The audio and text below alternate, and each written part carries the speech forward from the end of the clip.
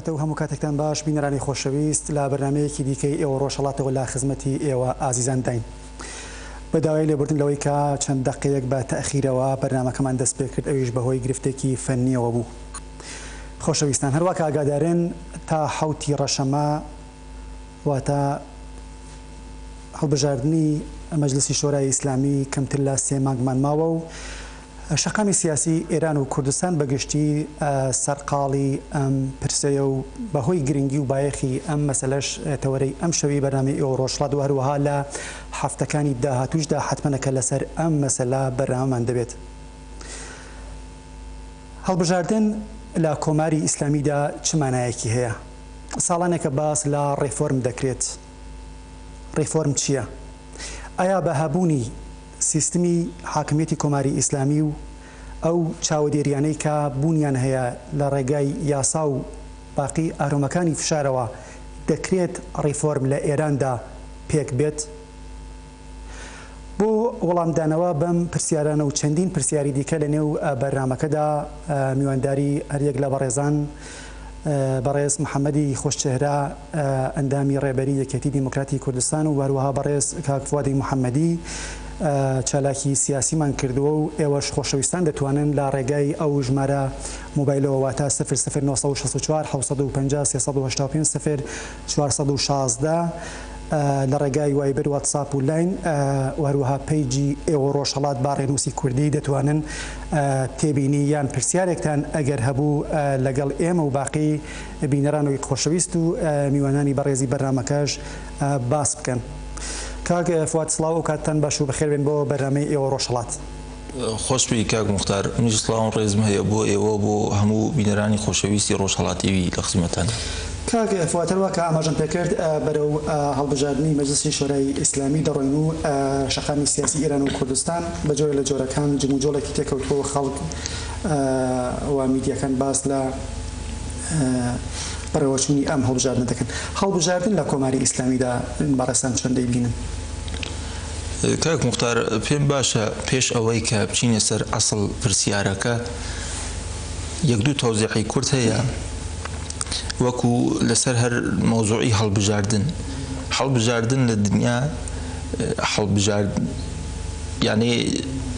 لە حکوومەتەکان دنیا ئەو هەڵبژاردنەی کە بەرژەوەندی خەڵک لە نەزەراگری هەڵبژاردنەی کە ئازاد. هەڵبژاردن ئازادی چەند تایبەتمەندی و تعریف تایبەت بەخۆی هەیە. دیارە هەڵبژاردنێکە کە خەڵک ئازادانە دەنگ و ڕاوبۆشۆنی خۆیان ڕابگەێنن، ئەمە وەک معیارێ بۆ هەڵبژاردننی ئازاد. جیا لەوە مەسەڵەن پێشمەرجەکانیشی چالاکی ئازادانە ئەحزاب، چالاکی ڕۆزنامەکان، بڵاوکراوەکان، ڕێکخراوە سنفیەکان، چالاکان مەدەنی لە کات هەڵبژاردنە وشیاری بدەن بە خەڵک جۆرێک کە خەڵک بە وشیاریەوە بە ئاگاداری لەسەر هەموو مەسائل و سیاست و بەرنامەکان کە ئەو انتخاباتە قرارە بەرگزار بکری سەر و کۆماری بی مەجلس بێت تەوزیع بدرێ بۆ خەڵک و خەڵکیش ئازادانە دەنگ خۆیان بن و ڕابۆچوونی خۆیان ڕابگەێنن. هەم ئەوە هەمیش ڕێکخراوەگەلێک بوون بۆ نزارەت لەسەر بەرگزاریە و انتخاباتە لە شماردن ئاراکانە. ئەمانە وەک پێشمەرجەکان، وەلی وەک هەڵبژاردن لە کۆمار ئیسلامیە پێک هاتەی کۆمار ئیسلامی جۆرێکە یعنی قودرەتە ئەسڵیەکە هەستەی ئەسڵی قودرەت وەلی فەقیه و ڕێبەرە. ئیسە وەلی فەقیه و ڕێبەر لەم دەورانە عەلی خامنەی. ئیتر دوای ئەوە شورای نیگابان، مەجلس تەشخیص مەسلحەت نظام، مەجلس خوبرگان، ئەمانە هەموویشیان زۆربەیان یعنی بەرژەوەندی قشرێکی تایبەت، توێژێکی تایبەت بەناو توێژی ڕۆحانی لە بەرچاو ئەگرن. ئەولەویەت ئەوەڵیان ئەوەی ئەسڵن چوارچێوە ساختار قانون ئەساسی حکوومەت ئیسلامی ئێران هەر لەسەر ئەو بنەماسە، یعنی لە بەرچاوگرتن ئەولەویەت ئەوەڵی بەرژەوەندی و منافق قشر ڕۆحانیە، نە منافق خەڵک. لەبەر ئەمە هەروە کە شارم کرد عەلی خامنەی وەک وەلی فەقیه و ڕێبەر دەسەڵاتەکانی ژێر مەجموعەکانی سەرۆک کۆماری مەجموعە تەشخیص مەسلحەت نظام شورای نگهبان مەجلس ئەمە وەک ئاڵخەی ئەوڵ دەسەڵات لە ساختار حکوومەت ئێرانە قۆی قەزاییە و دەستگای دادگستەری و حتا ستا و سیما دوای ئەوە وەک ئاڵخەی دووم ئیتر دیوان عالی کشوەر و سازمان بازرسی کول کشوەر ئەمانە کولن پەرەپێدەر دەسەڵات ڕێبەر و وەلی فەقیهن کە لەم دەورانە عەلی خامنەییە ئەمانە تواو ئەم پێوەڕوو معیارانە نیشان ئاات کە ساختار حکوومەت ئێران ئەو زمینەتیان نییە بوو بەرگوزاری انتخاباتێک ئازاد انتخاباتی ئازاد بەرگوزار بکرێت کە بەرژەوەندی خەڵک لە بەرچاو بگری ئەو جۆرەی کە لە زۆربەی وڵاتانی جیهانە بەرگوزارەوێت وەک پێوەرە جیهانیەکان ئێران ساختار جمهوری ئیسلامی ئێران ئەو شرایط و تایبەتمەندیانی تیان نییە. کاک فۆدێ مۆلات کاک محەممەد سڵاو ئەو کاتتان باش.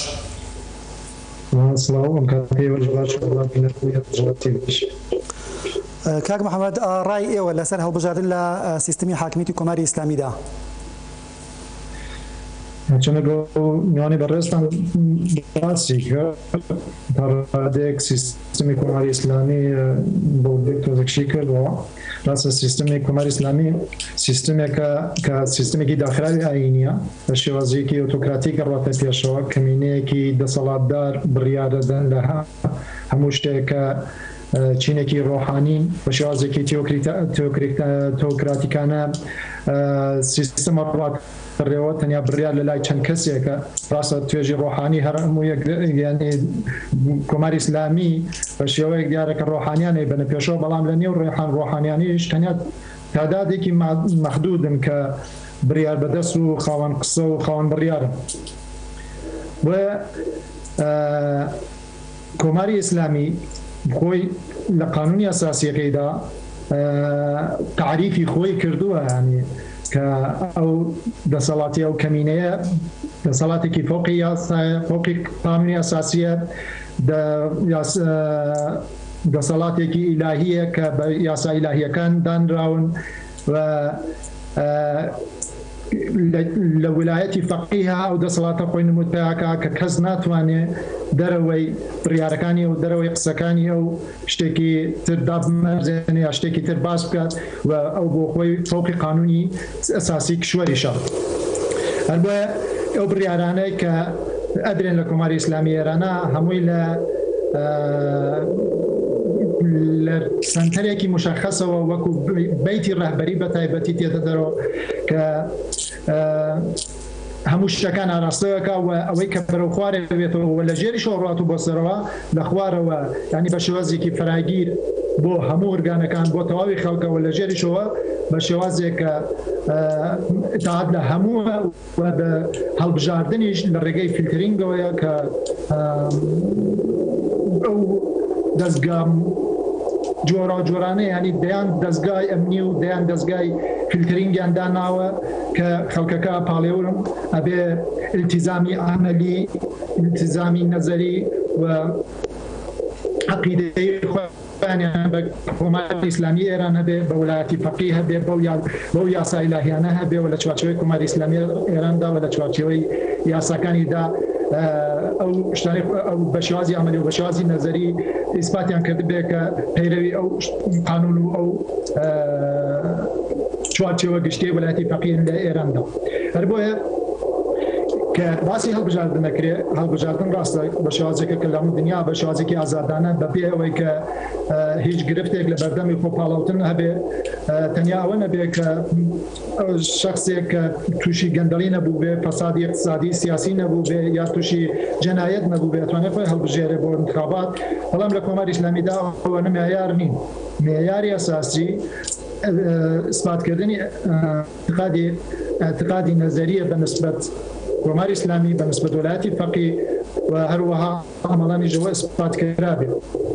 لەم چوارچێوەدا کە جمهوری کۆماری ئیسلامی ئێرانینەوە کە ئەمانەی کە ئیسپات بوو جێگایەکی تر هەیە ڕێکخراوێکی تر هەیە بەناوی شۆرای نگهبانەمانە دەبێت لەو سافیشەوە دەرباز بن جیاواز لەوەی کە مەراکزی ئەمنیەتی مەراکزی نظامی ئەمانە هەڵەفتەکەن مەراکزی ئەمنیەتی شارەکان وستانەکان بەڵام دیسان جێگایەکی وەکو شۆرای نگهبان هەیە کە فیلتری ئاخرە زۆر جار تەنیا ئەو شتانە لە بەرچاوەگرێت کە لە بەیتی ڕێبەری و لایەن وەلایەتی مطلقەی فەقیه و شخصی ڕێبەرەوە ڕاکرێەوە ڕێنماییەکرێت هەر بۆیە کە ئێمە باس لە هەڵبژاردن لە کۆماری ئیسلامیدا بکەین لە حقیقەتە تەنیا شتێکی وەک نمایشنامەیەک دەرەچێت کە پێشتر سناریۆکەی نووسراوە ساڵهایە نووسراوە ینی هەر جارە و بە سناریۆکە بە شێوازێکە کە خۆی تکرارەکاتەوە و دووبارە بێتەوە هەمومان شەزانین کە ئاکامەکەی چیە و چۆنیش دەرەچێت و هەموو لایەکی شەزانن کە کێ ئەتوانێت خۆی هەڵبژێرێ و کێ لەم فیلترینگانە دەرەچێت. بەڵێ کاک محەممەد دێمە وڵات کاک فواد ساڵانێکە لە ئێراندا باس لە ڕیفۆرم و ڕیفۆرمخوازی دەکرێت پێناسەیەک لە ڕیفۆرم ئایا ئەوەی کە دەکرێت ڕیفۆرم لە ئێراندا؟ وڵا وەکو پێناسەی ڕەفۆرم ئەوەی کە وەک پێناسەی کۆمەڵناسانە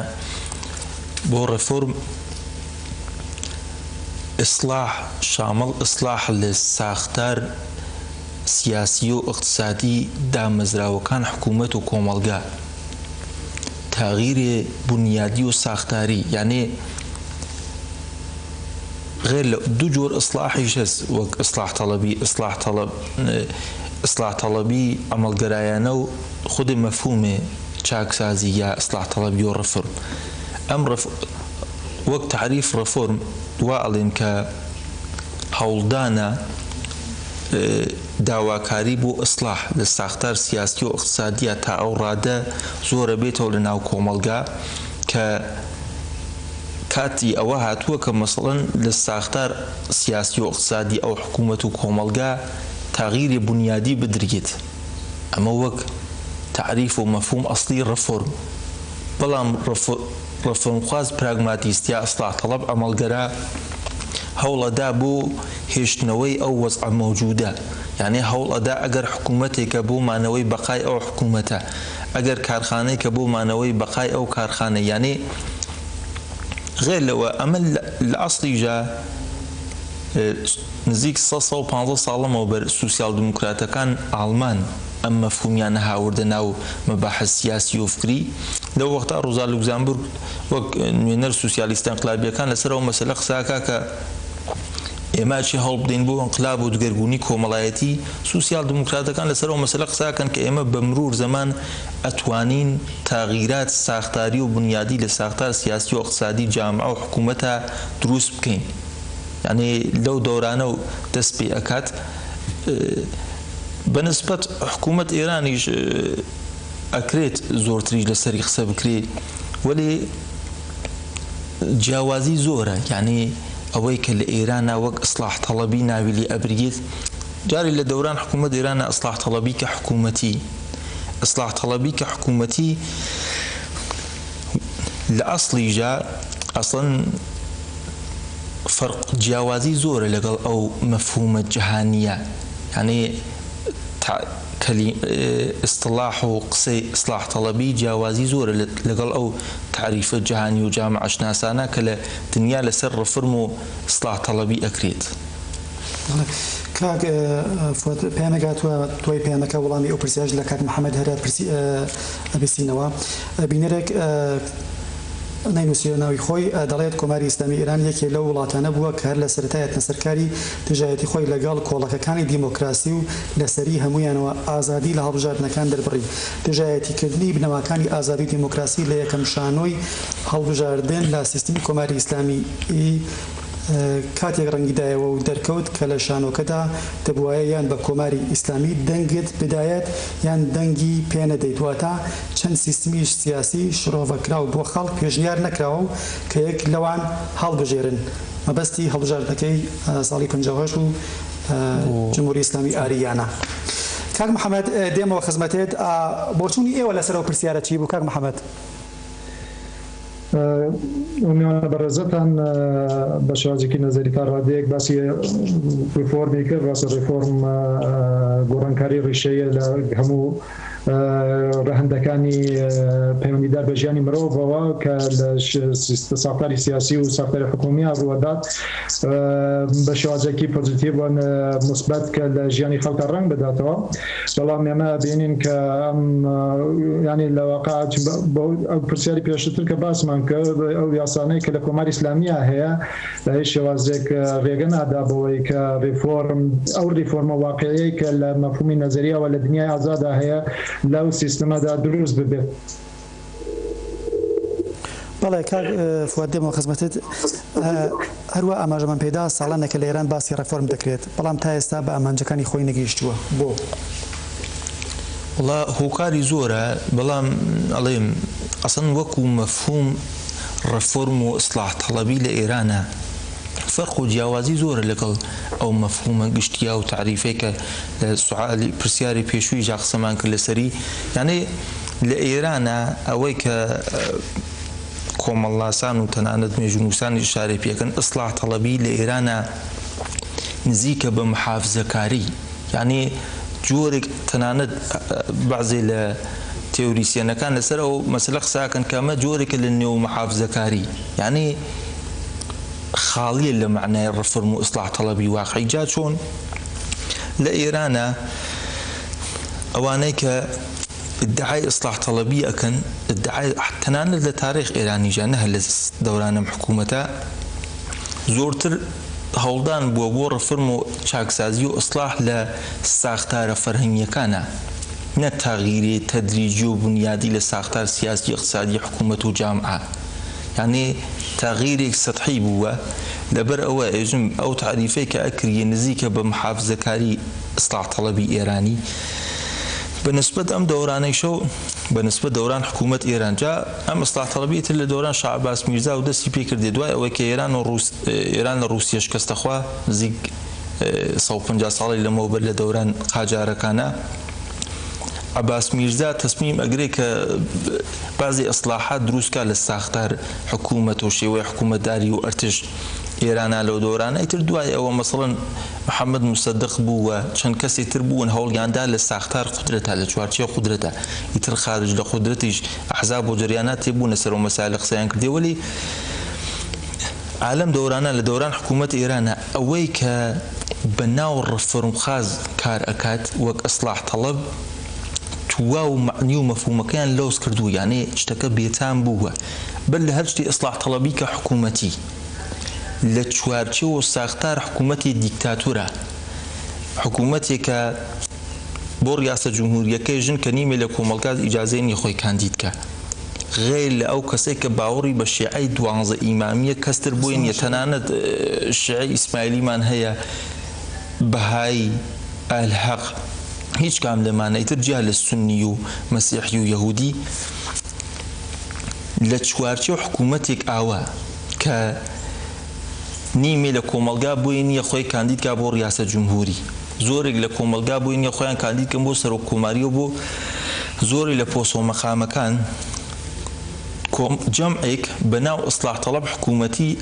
لەسەر ئەوە قساکەن ئەمە نزیکی تر لە 76 دەستی پێ کردی لەو سەردەمەوە کە خاتەمی هاتە سەرکار تازە لە دەورانێکا بوو دەوڵەت و مەجلیسی بەدەستیانە بوو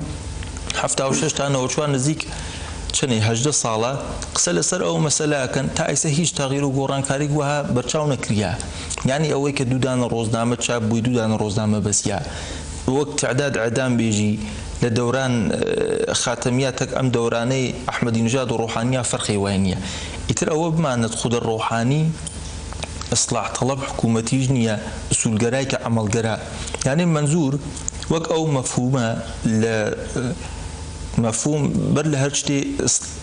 وتم لە خود تاریخ ئێرانە ئیسلاحات نزیکە بە محافزەکاری لە حکوومەت ئیسلامی ئێرانە ئیسلاح تەڵەبی کە حکوومەتی هەدەف ئەسڵی بەقای نظامە یعنی بەرژەوەندی خەڵکی هەرەوە باوەڕی بە ویلایەت فەقیه بێت ئەو ئەسڵی کە بوو چ بۆ ئیسلاح تەڵەب چ بۆ ئوسولگەرە لە حکوومەت ئێرانە مهمە بەقای نظامە یعنی بەرژەوەندی خەڵک و منافع مردمیان بۆ مهم نییە یەکێ لە بینەران کە خۆی بە میم خوێندکار ناساندووە دەڵێت بە زمانی فارسی داوای لەبوردنی کردە کە مۆبایلەکەی فۆنتی نییە دەڵێت به طور خیلی واضح و روشن ما یک حزب نانوشته‌ای در ایران داریم که خیلی هم متشکل و سازماندهی شده است. ظاهرا خیلی از هواداران این جریان خود را ضد تحزب و ضد حزب نشان می‌دهند، ولی واقعیت این است که یک جریان کاملا متشکل، کاملا فرماندهی شده و کاملا دارای جهتگیری سیاسی مشخص و ایدئولوژی خاص مذهبی و سازماندهی آنینی و کاملا تثبیت شده است. در عین بی‌نظمی و در هم ریختگی، ولی یک انسجام خاصی بین اینها وجود دارد. اینها در بسیاری از دستگاه‌های مختلف کشور حضور دارند. بینرکا خویوک و رفیقی که فواد ناساندووە سپاس بۆ پەیامەکەی. بینەرێکی دیکەش پەیامێکی ناردووە و دەڵێت یک جرم تمام سیاسی متشکل تمام عیار پشت سر این جریان ها هست که در بسیاری از نهادهای کشور نفوذ دارند. ئەمەش ناوی خۆی نەنووسیوە. بەڵێ بینەرانی خۆشەویست، پاش بینینی ناوبڕێکی کورت و دەینەوە خزمەتتان.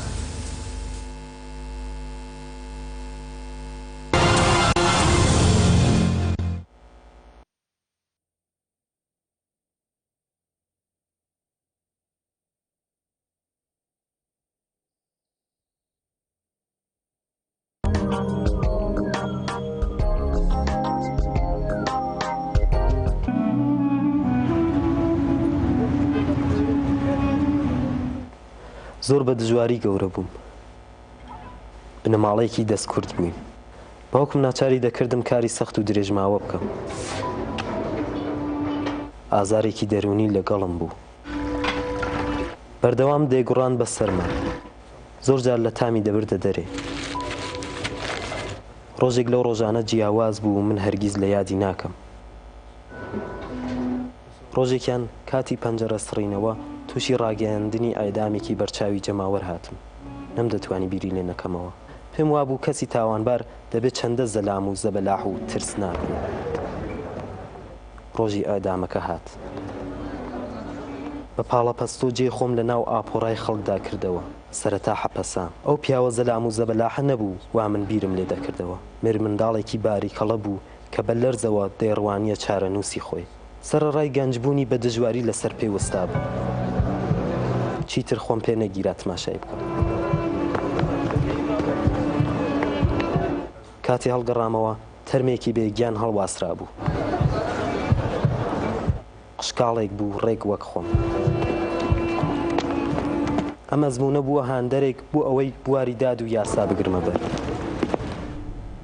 شەو ڕۆژ بە سەختی دەمخوێند. ئەو شتانەی من لەسەر یاسا و داد دەمخوێندەوە لە کتێبەکاندا لەگەڵ ڕاستیەکان زۆر جیاواز بوو. زۆربەی پارێزەرەکان دەترسن ئەو پەروەندانەی بگرنە ئەستۆ کە باسی سێدارە و سەنگسار بێت، بەڵام من نەدەترسە. کاتێک بەرگری لە پەروەندەیەک دەکەی وا هەست دەکەی ئەو کارە ساتە بەسەر بنەماڵەکەی خۆت هاتووە. ڕێک وەک ئەوەیە ئاگرەیەکیان کرد بێتەوە و جگەرگۆشەکەتی تێدا بسووتێت، خەڵکیش ڕاوەستێ و سەیری بکات. ئەمە بووە هاندەری من بۆ ئەوەی پارێزەری ژیانی ئەو لاوانە بوو. ئاوا بوو کە لە درێژەی 14 ساڵ دواترەکەیدا پارێزەری زۆرێک لەو تاوانبارە لاوانە بوو. لەو پەروەندانەدا نزیک 20 کەسێکم لەوانە ڕزگار کرد. ڕۆژێکیان دەربارەی پەروەندەی گەنجێکەوە تەلەفۆنم بۆ کرا کە کاتی ئەنجامی تاوان 17 ساڵی بووە. پرسییم ناوی چییە؟ وتی بێهنود شجاعی. شەڕێک دەبێ و بێهنود بۆ نوێ بژیوانی خۆی تێدەخات. ئەوانەی شەڕ دەکەن یەکێکیان جنێ و بەدایکی بێهنود دەدا کە لە ژیاندا نەماوە. بێهنودیش دەست دەتاتە لە توشوشەیەک و لە کوڕە دەدا. لە ئاکام کوڕە خوێنێکی زۆری لە بەردەڕوا و دەمرێ. دوا بە دوای ئاشکرابوونی ئەم مەسەلەیە هێندەی پێ نەچوو کە بێهنود خۆی تەحویلی پۆلیسدا. ڕۆژی 2 ئۆکتۆبری 2006 حکمی پێدرا بوو. لەو دەمەدا تەنیا 17 ساڵی بوو کە ئەمانەی بەسەر هات بوو. لە ماوەی 3 ساڵی دواترەکەیدا 6 جار ئیجرای حکمەکەی دواخرا. ڕێکەوتی حوتمیش گەیشت. لە جاری حوتمدا منیش یەکێک لەو پۆلە کەسە بووم کە سەعات 3 بەرەبەیانی لە بەردەم زیندانی ئیبن حازر بوو. هێشتا ڕووناکی نەکرده بوو کە بنەماڵەی کوژراوەکە گەیشتی. خەڵکەکە بە پەلە دەوریاندان بۆ ئەوەی تکایەک بکەن.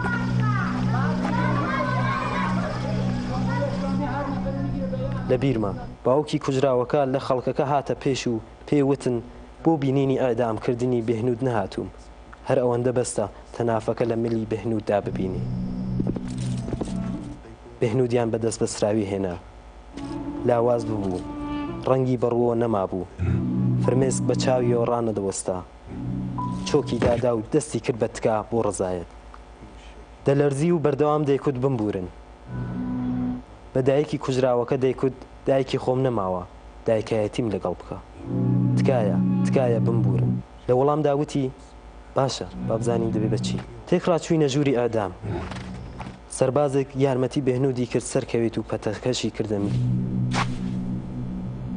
نزیک بە کۆتایی یەکێک لە بەرپرسانی بەڕێوەبردننی حکومەکە ڕووی کردە بنەماڵی کوژراوەکە و وتی ئەو بێنود لە بەردەستی ئێوەیە چی لەگەڵ دەکەن خوشکی کوژراوەکە کەوتە سەر لاقی دایکی و دێپاراوە و دەیکوت دایە بیبەخشە ئەوەی دواتر ڕوویدا هەموو لایەکمانی تاسان هەموو تێکڕا هەرامان کرد نا پاش ئەوە هەموو شتێک تاریک بوو لە دەرەوە خەڵکەکە دوعایان بۆ بێنود دەکرد من خەبەرەکەم پێدان گەلێ گریان منیش زۆر گریان بەڵێ داستانی ئەم پەروەندانە زۆر بەژانە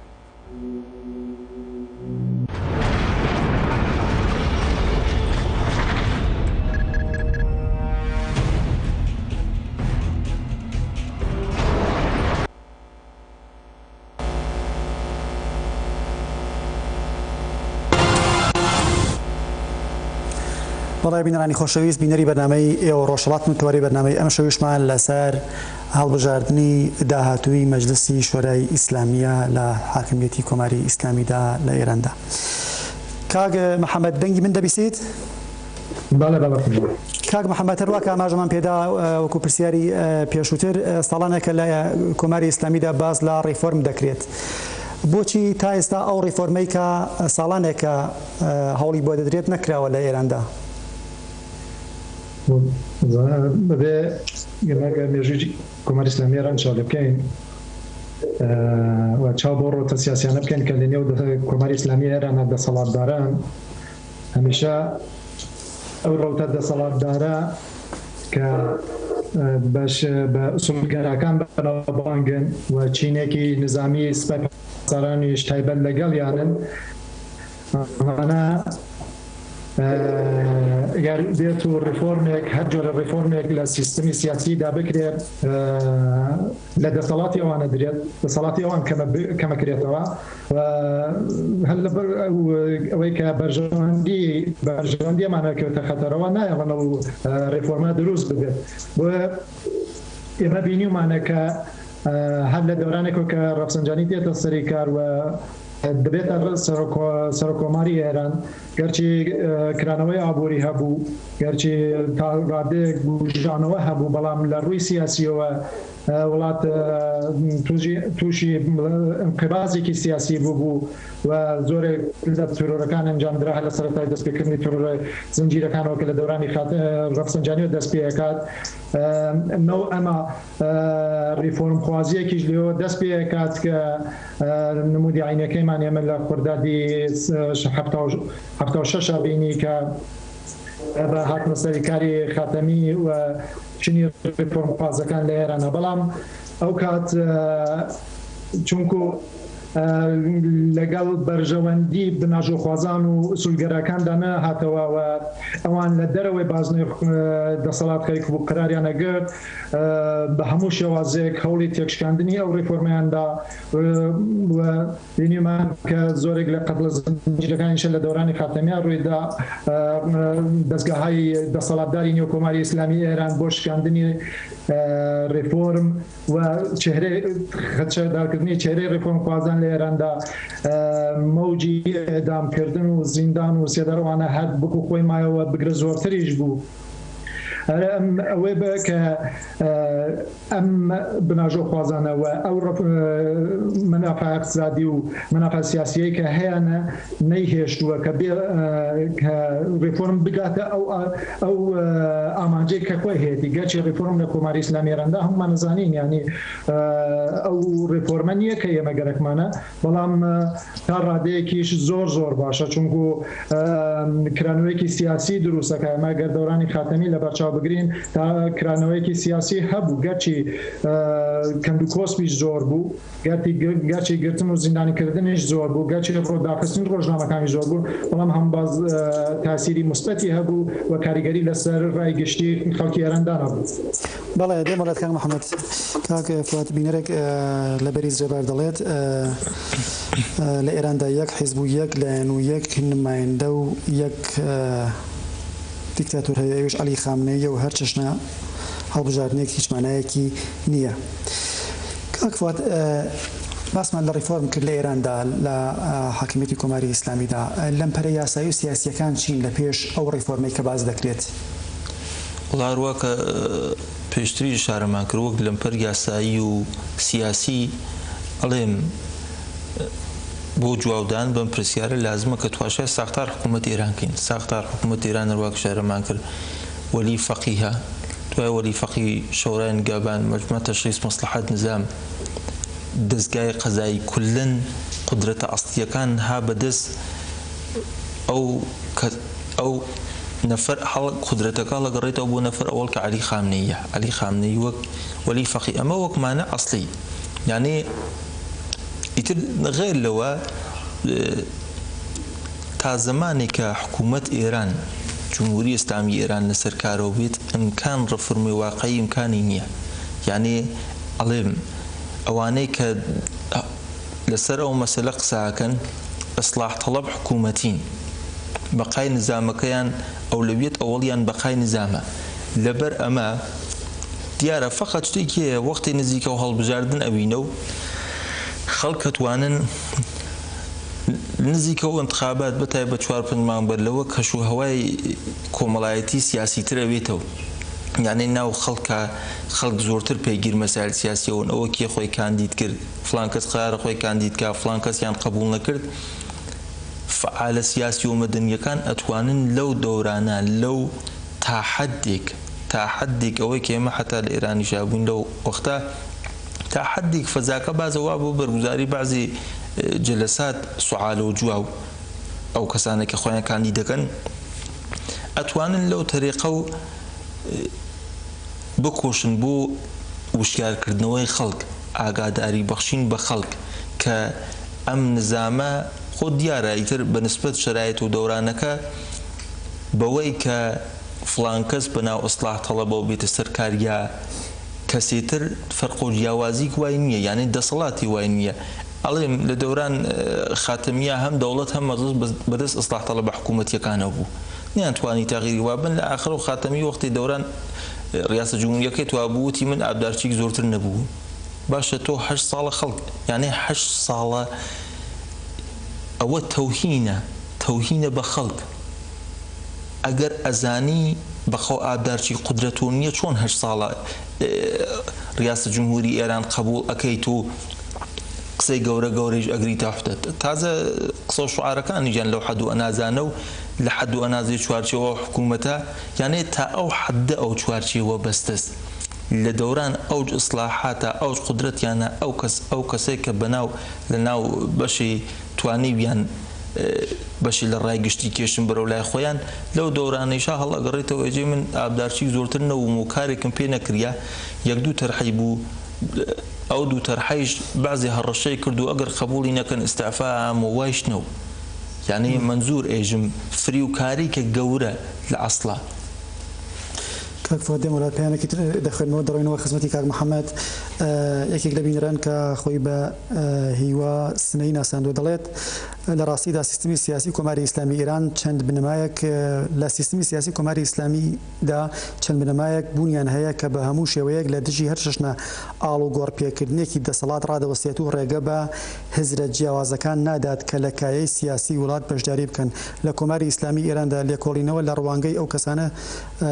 دەکرێت کە دەیان هەوێت خۆیان بۆ کایەی سیاسی وڵاتدا بپاڵێون هاوکات بە ڕابردوویاندا دەچنەوە خاڵە لاوازەکانی پاڵێوراوان تش بە کۆماری ئیسلامی بەرچاو دەخەن ئەمەش بینەرێکە لە سنەوە. کاک محەممەد هەروەکە ئاماژەمان پێکرد لەم پەرەکانی ئەو ڕیفۆرمەی کە ساڵانێکە لە ئێراندا باسی لەوە دەکرێت چین بەڕای جەنابەت لەمپەر ئێمە توانین لەمپەر یاساییەکان خودی قانونی اساسی کۆماری ئیسلامی ئێران لە بەرچاو بگرین کە بە هیچ شێوازێک ناتوانێت تووشی ڕیفۆرم ببێت چون ئەم قانونەکە ئیلاهیاتی تیا سەرچاوە گیراوە بە هیچ شێوازێک ناکرێت ریفۆرمی تیا بکرێت چون هەر جۆرە ریفۆرمێک لە ئەو قانونی ئاساسیە بەرابەرە لەگەڵ ڕوخانی سیستم بە تەواوەتی و هەموو ئەو جونگە دەسەڵاتدارانەی کۆماری ئیسلامی تووشی هەراسە بنەوە یەکەم لەمپەر خودی قانونی ئەساسی جمهوری ئیسلامیە کە ریفۆرم قبول ناکات ناتوانێت ریفۆرمی ئەساسی قبول بکات لە نێو سیستەمەکە بۆ خۆی تا بگا بۆی کە بتەوێت بە شێوازێک ریفۆرمێک دروستکەی لەو هێناکە هەموو کەلایەنێک بەشدار ببنتە نەبووە یەکەم لەمپەری یاساییە دوم لەمپەرێکە هەبێت ئەو لەمپەرە ساختاری خودی کۆماری ئیسلامی ئێرانە کە چۆنێک پێشتر باس نەکرۆ بە ڕێزش باسی کرد ڕەهبەریەتی جمهوری ئیسلامی وەلایەتی مطلقەی فەقی و تاکە شخصی ڕەهبەری کە بڕیاردەی ئەوڵ و ئاخرە و یەکەم قسەی ئەخیر قسەیە کە خەڵک بتوانێت قبوڵی بکات و ئەبێ قبوڵیشت بکرێت لە کوی سیستمی کۆماری ئیسلامیە و تەنیا قسەی ئەوە کە خوێندرێتەوە هەروە ئەم شتانە ینی شتی کەم نین گەر بتێوە ریفۆرم بکەی ئەبێ ئەمانە دەرباز بکەیت کە دەرباز بوون لەمانە زۆر مەحاڵە لە کۆماری ئیسلامی ئێراندا هەر چۆنێکە لە دەورانی خاتەمیاوە بەڕوونی دەرکەوت کە ریفۆرم ناکرێت کەسێکیش کە دێتە سەری کار هەرچۆنێک بەڕێزتان باسی کرد کە خاتەمی دوتی من تەنیا وەکو ئابدارچیەک بوو لەوێنەوە هیچێکم پێ نەکراوە ڕاستە تەنیا ئەوەیە کە چونکو جونگەی ئەسلی دەسەڵات لە ئێراندا شخصی ڕەهبەریە و باقی قواکان وەکو قوای قەزاییە وەکو قوای مجریە وەکو قوای مقەننەیە مەجلس بە هیچ شێوازێک ئەو توانایە نییە کە بتوانن سیاسەتی گشتی وڵات و سیاسەتی کەلانی کشوەری تایم بکەن و دەستێوەردانی بکەن یا تووشی هەر جۆرە بەلاربردنێکی بدەن لە ڕوانگەی ڕەهبەری کۆماری ئیسلامی ئێرانەوە و ئەم لەمپەرانە لەمپەرێکی یاسایی لەمپەری سیاسی و لەمپەری ساختاری خودی کۆماری ئیسلامی ئێرانن کە ناهێڵێت هیچ جۆرە ریفۆرمێک لەو سیستمەدا دروست بێ ئەگەر ریفۆرمێکیش دروست بێ لە چوارچێوەی قانونی ئەساسیە بێ کە ئەویش مەجالێکی زۆر کەمی هێشتوەوە تەنها بۆ ئەوانەی کە بەرژەوەندیان لە خودی نێو خودی سیستەمەکەدا هەیە و بەشدارن لە نێو سیستەمەکەدا هەر چۆنێکە باسەکەن ئەوانەی ئیسلاح طلب کە پیانەوەی ئیسلاح طلبی دەوڵەتی ڕاستە ئەمانە ئیسلاح طلبی دەوڵەتی وە چونکە تەنها ئەوانەتوان لەنێو یاساون لەنێو قانونەدا بەحسی ریفۆرم بکەن ریفۆرمێکی زۆر بچووک کە تا ڕادێک بگەڕێتەوە بۆەوە کە ئازادی بەیان هەبێت بە نسبەت خۆیانەوە نەک بە نسبەت کەسانێکەوە کە جیابیرەکەنەوە بە نسبەت کەمە نەتەوەکانەوە بە نسبەت کەمە ئاینەکانەوە بە نسبەت کەمە مەسەبی و کەمە جنسیەتیەکانیشەوە بەڵێ دێم وڵات کاک محەممەد کاک فواد پەیامێترات و منەوە دەخوێنمە و دێمەوە خزمەت بەڕێستان دەڵێت کەسانێک دەتوان خۆیان بپاڵێون بۆ نوێنەرایەتی مەجلسی شۆرای ئیسلامی و هەروەها هەر پۆستێکی دیاریکراوی ڕژیم واتە پۆستە پلە باڵەکان دەبێت ویلایەتی فەقیه وەکو گەورەترین مەرجع و نوێنەری خوددا لەسەر زەوی قبول بێت و ڕوانگە و هێز و توانایان لە خزمەت بەرژەوەندیەکانی وەلی فەقی و ویلایەتی فەقیدا بێت. ماش ئەبۆچوونی یەکێک لە بینرانە کاک فواد هەروواکە ئاگادارن هەر 4 ساڵ جارێک هەڵبژاردننی نوێنەری مەجلس بەڕێوە دەچێت لە سەروبەندی واتە چەند مانگ پێش هەر هەڵبژاردنێک گرژی و ئاڵۆزی و هەروواکە ئاماژە پێکرد بەڕێزشتان جە و ئیلتیهابێکی سیاسی کۆمەڵگەدا دەگرێت لە ماوەی حوتی ڕابردوودا کۆبوونەوەی موسەوی لاری وەزیری ناوخۆی ئەو کاتی دەوڵەتی خاتەمی میتینگەکەی شێوێنرا لە شیراز لە ئەسفەهان لە تاران و لە باقی شوێنەکانی دیکەش کۆڕ و کۆمەڵ و مەحافلی سیاسی ئیسلاح طلبان و بەرەی ڕێکخوازیان تێکداوە ئێوە ئەمە چۆن دەبین ئایا بۆ گەرمکردنی بازاڕی انتخابات نیە یا ڕای بەڕێستان لەمبارەوە وڵا ئەوەی کە تەجروبە نیشانی داوێت پێشتریش ئەمە بوو یانێ ناکۆکی و اختلاف لە ناو جناحەکان حاکمیەتە بە درێژایی عمر جمهوری ئیسلامی ئێران هەر وجودی بووە یعنی ئەمە نیەهین ئەم دەورە بوویت تا حدێک جەنگی زەرگەری هاتیە یعنی نهایەتی اختلافە لە بین خۆیان بوو تەقسیم قودرەت و سروەت یعنی خارج لەوە نییە یعنی شتێ نییە بۆ منافع مردم بوویت ئەو اختلافاتە ئەو ڕقابەتە منافع مردمی تیا بوویت غێر لەوە بۆ نمونە على مدەتە عەلی خامنەیی ناچار بوو کە ئەو پاشەکشە بکات و سازش ئەتۆمی قبول بکە ئەبزار تەبلیغی ئەسڵی عەلی خامنەیی و دەستە و تاقمی دەوروبەر عەلی خامنەیی سوپا و بەسیج و بەیت ڕاپەری و ئەمانە ئەبزارە ئەسڵیەکەیان دوشمنی کردم و لەگەڵ ڕۆژاوا و بە تایبەت ئامریکا وەکو شەیتانە بزرگ یعنی دوای ئەوەی کە ناچار بوون کە ئەو سازشە ئەتۆمیە قبولکەن ئەو ئەبزارە لە دەستیان ئەو کەمڕەنەوە بوو یعنی تەنانەت ناو لایەنگەرەکان خۆیشیانە ئەوەی کە تا وەختە قسەیان ئەکرد کە ئامریکا وەک شەیتانە بزرگ ئێمە هیچ غەڵەتێ ناتوانێ بکات و هیچ کاری ناتوانێ بکات و ئێمە مستەقلین و هاینە سەر پای خۆمانە و خۆمان ئیداراکەین نیشان دریا کەوانی ئەوە بمانێت دلیل ئەسڵیەکەی ئەو فشارە اقتصادیە بوو کە لەسەر حکوومەتەوە بوو یعنی ئەوە نەو بە خاتر منافع مردم کولەن بەقای نظامەکە کەفتووە خەتەر یعنی وای پێ هاتوو بەقای نظامەکە کەفتووە خەتەر دیار ئەوانیش کارشناس و ئستراتژیستیانس کەسیانس مشاورەیان پێ ئاژی هەر لەوە حەددا ئەگەر ئەم پاشەکشە نەکردیە حکوومەت ئەڕوخێ ئیتر لەو مەرحەلە عەلی خامنەی قبوڵی کردەوە ئەبزارە لە دەستیەوە نەما ڕەفسەنجانی وەک جناحی تر وەک دانەی لە کەسە گەورە و ئەسڵیەکان جناحی تر ئەمان مەسەڵەن قسەی لەسەرەوەکەن کە ئێمە چی پەیوەندیمان زۆرتر بێ لەگەڵ ڕۆژئاوا و غەربا و شەڕ و دەخاڵەت نەکەین لە یەمەن و لە بەعزی لە مەنتەقەکانە ئەویش وەک حاڵەتی تەبلیغاتی یعنی ئیتر ئەمە بەرەو خوار تێ تا ئەگەیتە حەد کاندیداکان نمایەندگی مەجلس ئەم شەڕ و قسە و باسانە بوون و نمونەرەوە هەروە کە خۆتان ئشارەتان کرد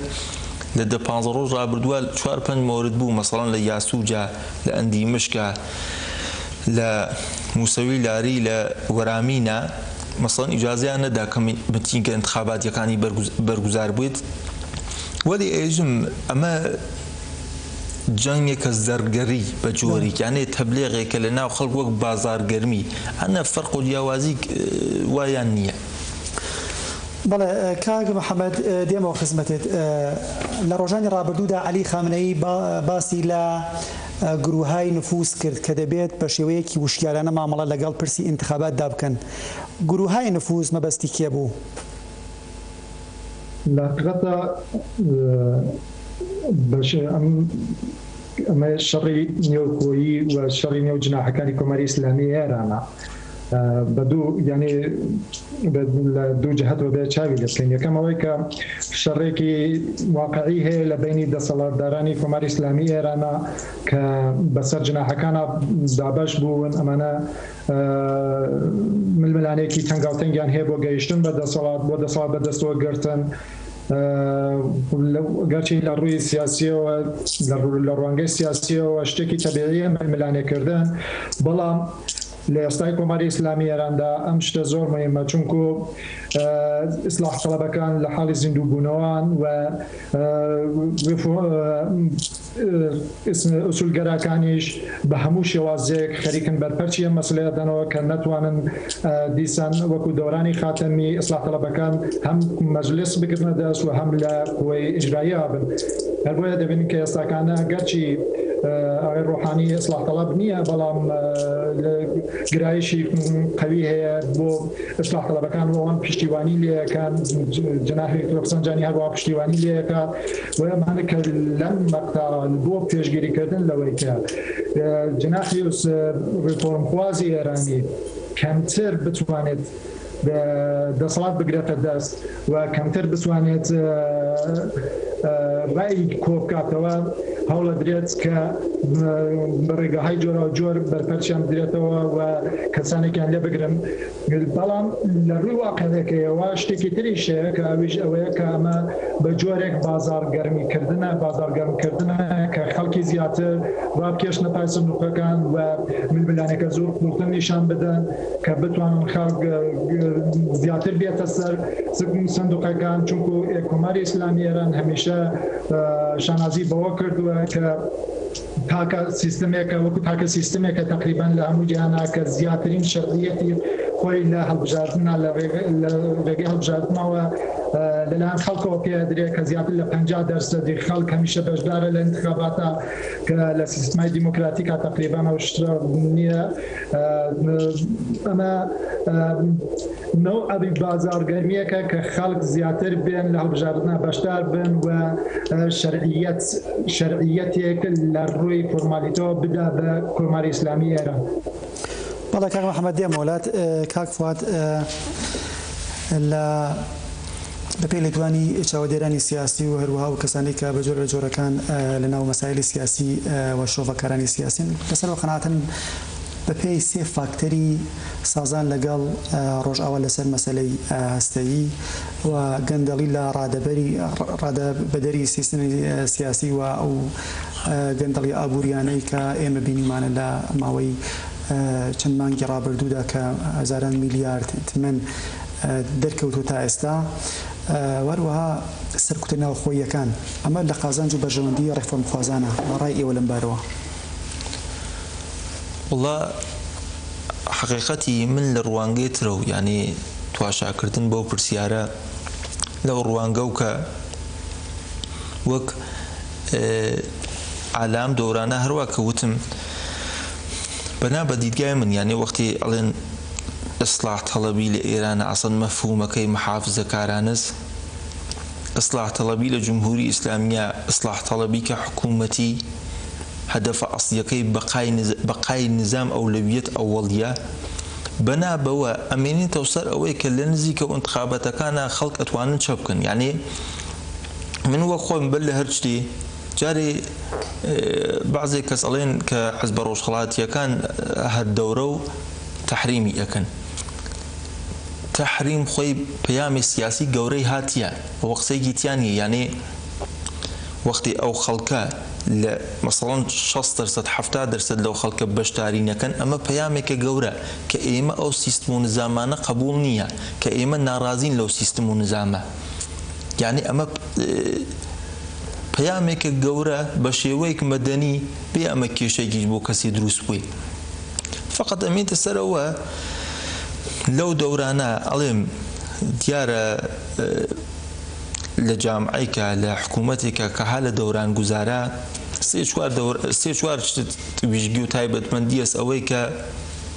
حزينة حالاكي سياسي زورتر أكريتو اعتراضات ناو بناو لما انتقوا لو منطقات دس بيأكا أويك نتيجة كيجي مثلا يا أجيب ديمقراطي يا سركوب أكريت يا أو رواندا سرعة بيا كات أمس مورد سبو دوران جزار يعني شالاكانيش لبيش أم حلب جاردنا أتوان لسر أو مسألة كاركن نارزايتي كومالايتي كعيسى موجودة ل جامعي رانا بتهاي بل كردستانا رنوبويك على جور خواز رنوبويك انقلابي فيبن يعني جوري ك حول بدريت بو قورين أو نظامة هرچن أمل كردستان روش خلاتا أو أم بيرو باورا هر عيسي جايقا وباقا خوي هز تاني لمشكلة كاني لخد حكومة إيران يعني بو نمونة لتارانا صال هشتا وهشتا مانگ دوانزا اعتراض كريا فقط تاران بو إصفهان شار جوريكا دورة اعتراضي كر مشهد شار جوريكا يقرأ توريز أهواز يعني الشارع جورا كان ونبشتيواني أنا كرت شبقي بشارع بوشكا كان شارع بوشكا كان مركز إيران هم فارس هم شيعة خويان أواز أنا أجر انقلابي بكرية فرصة تاريخي بيشتي بو باقين توكان ناو إيران يعني أوان أو كارناكن ولي منزور إيجم عالم چوارچێوە هەر ئەوە ئەو ذهنیەتە ئەو لەسەر ئەو مەسەلە کار بکرێت کە ئەو ناڕەزایەتی کۆمەڵایەتی بکەیتە حەد ناڕەزایەتی ئەنقلابی على حد أنا هم بو تحريم كردنكيشي بو تحريم كردنكي دروسه 50 سال وقت حكومتي ديكتاتوري بي مثلا من بيجمنا اما اشي سياسات بكين چين او چوارچي ولا چوارچي وا اجازه نان كاربكا اجازه نان كس كاربكا ايتر او بمعنى مثلا چوار نماينده كرد كاري كي بينا كري او نماينده اصلي كان يعني موسوي وكروبي قد 2 سال 3 سال بازداش نتوان كاري بكنيسه چوار نماينده كرد بنا مصلحه طلبيه هیچ کاری ناتوان. دڵێ کاک فۆدێ مولات کاک محەممەد هەروواکە بەڕێستە ئاگادارن لە ناوچە کوردنشینەکان بەتایبەت لە ئۆستانی گورمێ هیزنیان بە چاپ و بڵاوکردنەوەی بڕێک ڕۆژنامە و گۆڤاری کوردی کردووە لە سەروبەندی پێش هەڵبژاردنەکاندا ئەمە دەتوانێت هەڵگری چ پەیامێک بێت؟ لە حقیقەت ئەمە جۆرێک سیاسەتی حکوومەتە ینی هەموو جارێکەوەی کردووە ماگەر وەیکە چاودێری هەبوو بێ لەسەر انتخاباتی جمهوری ئیسلامی لە هەموو دەورەکانەوە بە هەموو چ مەجلیسی خبرگان بوو بێ چ مەجلیسی شەورای ئیسلامی بوو بێ و چ ریاست جمهوری بوو بێ چ شەوراهای شەهر و ڕۆستایی مەحەلی کە چەند دەورەیەکی تێپەڕاندووە هەموو ئەمانە بە شێوازێک بۆ ڕاکێشانی خەڵک بۆ ڕاکێشانی ئەقەلیەتەکانەوە تەنیا لە کوردستانە نییە لە هەموو لە نێوی کەمەنەتەوەکان و کەماینەکانی ترشا هەیە و دەستکراوە بە لە مەرحەلەیەکا لە مەقتەیەکا دەستکراوە بە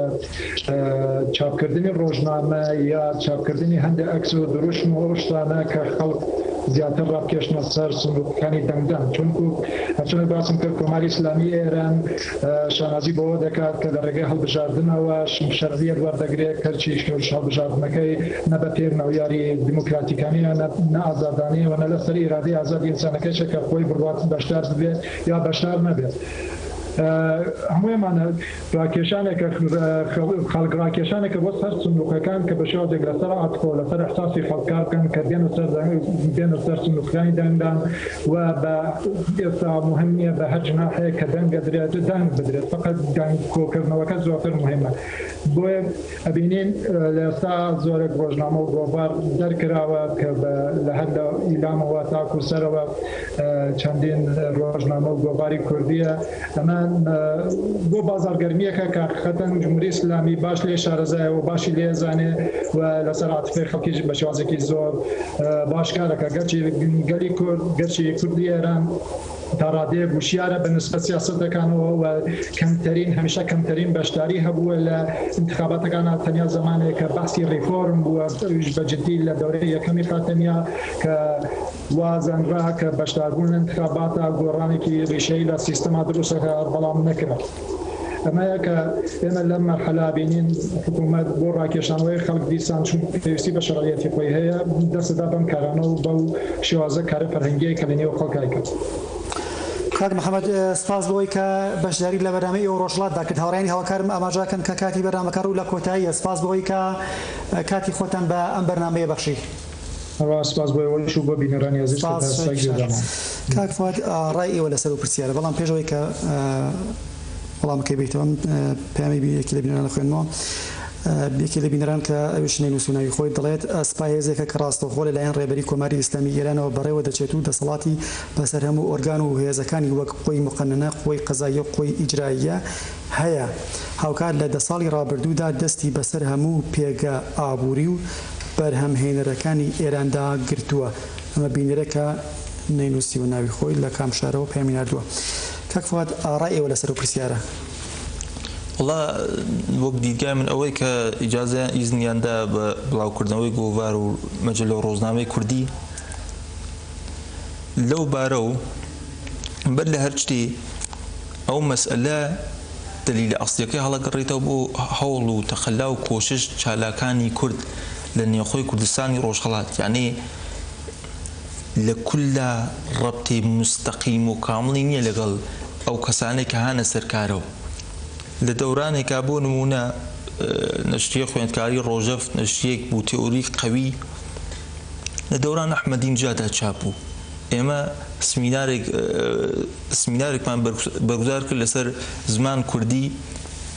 10-15 نەفەر لەوانەیە کە لەسەر زوان کوردی تەلیفیان بوو کتێبیان نووسی و بۆ نمونە هەر هاوینی 88 بوو لە دەوران ئەحمەدینجادا بوو یانێ نمونەی مۆردیمان هەیە چ لە دەوران خاتەمیابێ چ ئەحمەدی نژاد چ ڕۆحانی ئەمە ملاک نییە دەلیلە ئەسڵیەکەی هەوڵ و کۆشش و تەخەلای چالاکانی کووردە ئەگەر دوو ڕۆژنامەی کوردی ئەوێ بە چواردانە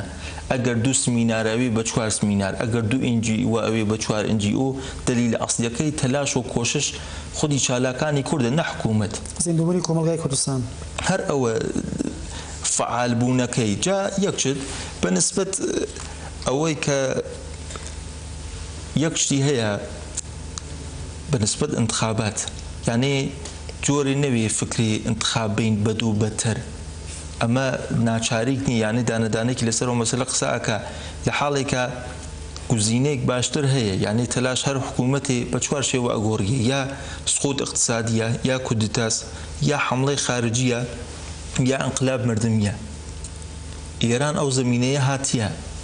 لەسەر انقلابی مردمی کار بکرێت ئەو لەوێت ئەوەڵیش هەر ئەوە بێت لە کنارەوە خۆ دیارە چالاکان ناخۆ خۆیان شرایەت و هەلومەرجەکە لە نەزەرا ئەگرن و ئەیژم ئەگەر دوو ئینجی وە ئەیکەن بە چوار دوو ڕۆژنامەس ئەیکەن بە چوار ڕۆژنامە کاتی بەرنامەکار و لە کۆتایی و پەیامێک هاتوو من بەرنامە ئێمشەمان بە خوێندنەوەی پەیامی ئەو بینەرە خۆشەویستە دەخوێنمەوە دەڵێت شێرکۆ مەهاباد دەڵێت تەنیا ڕێگە بۆ دەربازبوون لە کۆماری ئیسلامی ئێران و وەدیهاتنی مافی نەتەوە بندستەکان ڕاوەستانە لە بەرامبەر هەر چەشنە شانۆیە کە کۆماری ئیسلامی بەڕێوەی دەبات. مەش کاک شێرکۆ لە شاری مەهاباد. بەڵای بینەرانی خۆشەویست بەم شێوەیە گەیشتینە کۆتایی بەرنامەی ئەم شەویشمانەوە لێرەوە جارێکی دیکە سپاسی بەڕێز کاک محەممەدی خۆشچێرە ئەندامی ڕێبەری یەکێتی دیموکراتی کوردستان و هەروەها بەڕێز کاک فوادی محەممەدی چالاکی سیاسی دەکەم و ئەواتەخوازم کە شەو شەوگارێکی خۆش و پڕ لە بەختەوەریتان هەبێت تا پێنجشەمەی داهاتوو ماڵەوە فەرمانە نەبی.